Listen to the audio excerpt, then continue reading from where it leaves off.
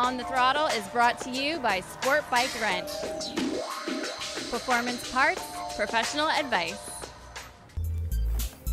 So now after our second adjustment, let's see how close we've got it. Oh my, I just thought of something. So that gave us an extra eighth. So with Dave in his gear, we're gonna be probably just over 1.25 inches with this, because he rides in a full leather suit, boots, helmet, gloves, bag protector. So that's gonna obviously add a lot more weight, somewhere in the region of 15 to 20 pounds, depending on who manufactured the gear and how thick the leather is. So for now, we're right in the ballpark where we need to be. So we'll take Dave off the bike, and what we have to do last is take that upper lock ring and tap it back to securely lock it against the lower ring with a hammer and a screwdriver. Now we're going to move on to the front of the motorcycle. So again, have your rider sat in a normal position, reach up, grab the top of the fork of the triple clamp and pull the fork down. Let the bike settle where it belongs. Now, again, from the manual, we know there's 4.7 inches of travel available, and you're looking at 25% of that travel. So if we say we're looking for somewhere in the region of 1.5 inches less, so 4.7 will put us right at around 3 to 3.5 inches for argument's sake. So let's see where we're at right now. So with Dave on the bike, we are at 3.25 inches. Now this gap here, obviously if we top the bike out and lift it up off the ground, this from here to here will measure 5 inches of total travel available, or 4.7 as it lists in the manual. So at 3.25, this is very soft. So what you want to do is match front to back in terms of spring tension to keep the bike balanced. So what we're going to do is add some spring preload to this, because we want to stiffen the front and increase this gap here to roughly 3.5 inches. So let's get that done right now. So Dave, go ahead, sit back. So now to add spring preload, the blue nut that you see on top of each fork adds preload to the spring. Now, what we've got with the speed wrench, we'll go ahead, add some turns, but what you do to one fork, you must do to the other. So because we know it's soft, we want to add preload, we're going to go clockwise, and I'm going to put 6 turns in.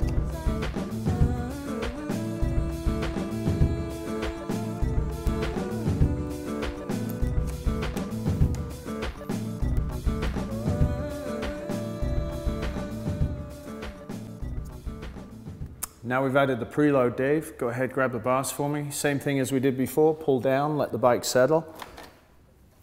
And so we're hoping that 6 turns gave us somewhere close to 3.5 inches from the dust seal back.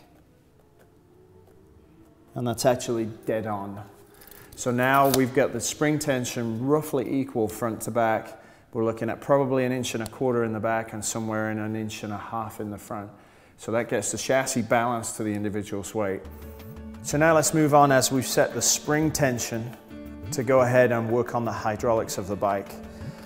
Now in this instance, you're just going to balance the motorcycle, and I'm going to hold the front brake, but I'm going to push down on the forks as hard as I can to let the fork work fluidly on its own with as much natural movement as possible. If you try this at home, obviously it's something that's extremely difficult. It took me 2 days to learn how to do this. And when you watch other suspension professionals do this, it seems like they're making these things happen, but it takes a lot of work to do that. So by all means, try it at home, making sure you don't ever let go of the front brake, and obviously you don't drop the bike. But if you've got the bike balanced this way, you're going to hold the front brake on, hold the bike steady, you will lift up first. And then with as much force as you can generate, you'll put that energy through the plane of the forks, not straight down, because you won't put the energy through the fork itself. And then you've got to let it naturally rebound by itself. So let's see what we get out of it with the current rebound setting that's in this fork. And once more. So you can see with the current rebound setting that's in this, when I push on the fork, it just rocks backwards and forwards, which a lot of people call a pogo. So as you're driving down the road and you hit a bump, it's going to hit the bump and then continue to do this till it settles out.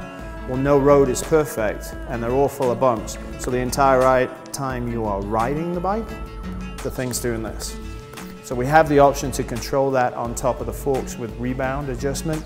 Clearly there's nowhere near enough adjustment in this because the fork's moving completely on its own with no control. So what we're going to do is go ahead and add rebound to it and see what we can get in terms of control over that rebound motion. So we'll take it all the way to the right till it stops and bring it half a turn back on both screws. And let's see what we get now. So you can see the bounce out of the front end has gone completely. So when the front forks hit a bump, it hits the bump, responds, and then settles immediately. So the trick and the most important thing for your street bike is that front and rear rebound is in perfect harmony. Now we can get it close here in the shop at OTT, but the bottom line is you've got to ride the bike, because when oil gets hot, the viscosity of the oil changes and it'll thin up a little bit. And obviously, the older the oil is, the thinner it's going to get. So what you need to do, put a baseline in it as we're going to do here, go out and ride for 20 miles or so, and then see is the bike responding the same way front and back. So let's put this back in the chalk, move to the back of the bike now, and show the difference in rising rate there to match it. Now, we've got the bike back in the chalk. So what we're going to do first is focus on the rising rate, the speed in which the front forks respond to the energy I put into them. Because what we've got to do is match this rising rate as close as we can get it with the back of the bike. So let's go on the front. And you can see it's pretty quick how it springs back. So now let's move to the back of the bike, push on this, and see how the shock comes back to me, and see if the rising rate is the same as the front. Now you can see it is extremely slow, so we have a total mismatch front to back. Now this will present many problems on the street, apart from the fact that the bike is completely imbalanced on rebound front and back. But when you get on the gas, the back of the bike's going to drop and stay there, so it won't finish corner properly. You'll have lots of other handling problems. So what we have to do now, this is the opposite problem. We need to open the rebound valve up to allow the shock to come back at me at an even rate compared to the front. So let's take care of that right now.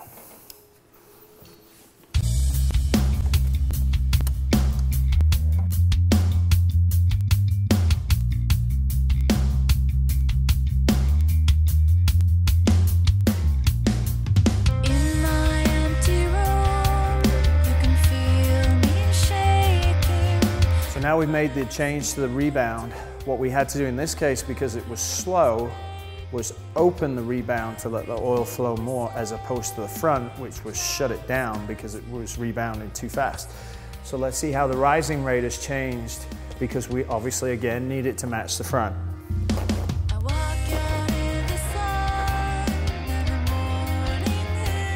And that is a very significant difference from what we had before.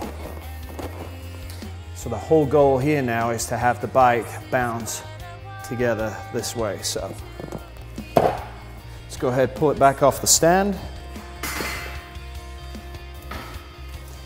And now the whole bike, we're going to push on where you would normally sit and the bar. The whole bike moves as one. And when you've got this synchronized, it looks fine now when it's cold, but remember, when you ride the bike, the oil gets hot.